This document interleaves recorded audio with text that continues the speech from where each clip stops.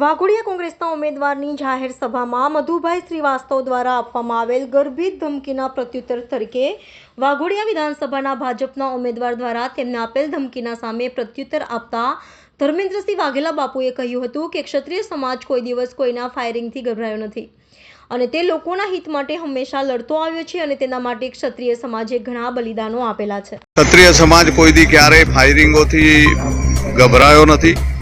ક્ષત્રિય સમાજ હંમેશા લોકો માટે લડતો આવ્યો છે। ક્ષત્રિય સમાજે લોકહિતમાં પોતાના બલિદાનો આપ્યા છે। આવું વિવાદિત બયાન કરીને ક્ષત્રિય સમાજના લોકોનું એને અપમાન કર્યું છે અને હું એને કહેવા માંગુ છું કે તારામાં તાકાત હોય તો કોઈ પણ ક્ષત્રિય સમાજના વ્યક્તિની સામે ફાયરિંગ કરી જો તો ખબર પડે કે